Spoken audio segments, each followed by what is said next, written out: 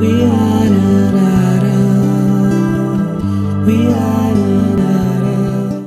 Olá, retornamos à sua companhia com sinceros votos de paz, alegria e saúde. Estamos mais uma vez aqui na TV Nova Luz, www.tvnovaluz.com. Falando, aprendendo, explicando. Buscamos luz e compreensão com a doutrina espírita. Como essa bússola na nossa jornada de construção do reino de Deus dentro de nós mesmos. Prossigamos em mais uma videoaula sobre o tema Justiça Divina através do livro O Céu e o Inferno. Você pode participar de nossas videoaulas com comentários, sugestões e perguntas sobre os temas que estamos disponibilizando através da TV Nova Luz. Utilize o nosso e-mail de contato armando@falcone.com.br e as suas sugestões e todas as suas dúvidas poderão ser muito bem recebidas. Hoje, em nosso 28º encontro semanal, neste ciclo de estudos, continuamos com o capítulo 6, cujo título é A Doutrina das Penas Eternas. Na sequência deste capítulo, Allan Kardec convida-nos a refletir no capítulo 6. No capítulo 6, nós temos a impossibilidade material das penas eternas. Até aqui, diz o mestre de Lyon no item 18º, só temos combatido o dogma das penas eternas com o raciocínio. Demonstremo-lo agora em contradição com os fatos positivos que observamos, provando-lhe a impossibilidade. Por este dogma, a sorte das almas irrevogavelmente fixadas depois da morte é como tal um travão definitivo aplicado ao progresso. Ora, a alma progride ou não? Eis a questão. Se progride, a eternidade das penas é impossível. E poder-se-á duvidar deste progresso vendo a variedade enorme de aptidões morais e intelectuais existentes sobre a Terra. Desde o selvagem ao homem civilizado, aferindo a diferença apresentada por um povo de um a outro século? Se admite não ser das mesmas almas, é força admitir que Deus criou almas em todos os graus de adiantamento, segundo os tempos e lugares, favorecendo umas e destinando outras a perpétua inferioridade, o que seria incompatível com a justiça, que, aliás, deve ser igual para todas as criaturas. Assim, vamos para o livro Justiça Divina, Penas depois da Morte. Na reunião pública do dia 7 de julho de 1961, Emmanuel Espírito, pela mediunidade do Cândido Francisco Xavier, vai nos dizer: diante do antigo dogma das penas eternas, cuja criação a teologia terrestre atribui ao Criador, examinemos o comportamento do homem, criatura imperfeita, perante as criações estruturadas por ele mesmo. Determinada companhia de armadores constrói um navio, contudo, não o arremessa ao mar sem a devida assistência. Comandantes, pilotos, maquinistas e marinheiros constituem-lhe a equipagem para que atenda dignamente aos seus fins. Quando alguma brecha surge na embarcação, ninguém se lembra de arrojá-la ao fundo. Ao revés, o socorro habitual envida o máximo esforço de modo a recuperá-la. E se algum sinistro sobrevém, doloroso e inevitável, o assunto é motivo para vigorosos estudos, a fim de que novos barcos se levantem amanhã em mais alto nível de segurança. Na mesma diretriz, o avião conta com mecânicos adestrados em cada estação de pouso. O automóvel dispõe na estrada de postos de abastecimento. A locomotiva transita sob trilhos certos e chaves condicionadas. A fábrica produz com supervisores e técnicos. O hospital funciona com médicos e enfermeiras. E a habitação recolhe o amparo de engenheiros e higienistas. Desta forma, em todas as formações humanas respeitáveis, tudo está previsto, de maneira que o trabalho seja protegido e os erros retificados, com aproveitamento de experiência e sucata, sempre que esse ou aquele edifício e essa ou aquela máquina entrem naturalmente em desuso. Isso acontece entre os homens, cujas obras estão indicadas pelo tempo e incessante renovação, em matéria, pois, de castigos, depois da morte, reflitamos sim na justiça da lei que determina realmente seja dado a cada um conforme as próprias obras. Entretanto, acima de tudo e em todas as circunstâncias, aceitemos Deus na definição de Jesus que nos revelou como sendo o Pai nosso que está nos céus. No item 19, Kardec convida-nos à reflexão. É incontestável que a alma, atrasada moral e intelectualmente como a dos povos bárbaros, não pode ter os mesmos elementos de felicidade e as mesmas aptidões para gozar dos esplendores do infinito, como a alma, cujas faculdades estão largamente desenvolvidas. Se, portanto, essas almas não progredirem, não podem, em condições mais favoráveis, gozar na eternidade, senão de uma felicidade, por assim dizer, negativa. Para estar de acordo com a rigorosa justiça, chegaremos, pois, à conclusão de que as almas mais adiantadas são as atrasadas de outro tempo, com progressos posteriormente realizados. Mas aqui atingimos a questão magna da pluralidade das existências, como meio único e racional de resolver a dificuldade.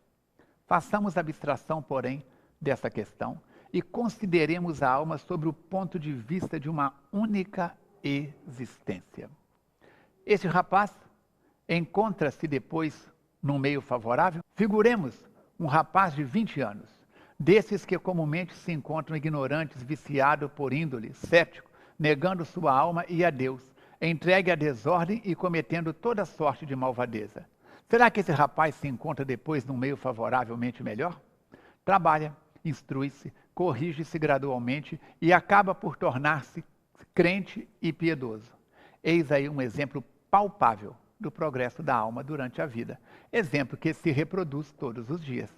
Esse homem morre em idade avançada como um santo e, naturalmente, se lhe torna a salvação. Mas qual seria a sua sorte se um acidente lhe pusesse ter uma existência 30 ou 40 anos mais cedo? Ele estava nas condições exigidas para ser condenado, e se o fosse, todo o progresso se lhe tornaria impossível.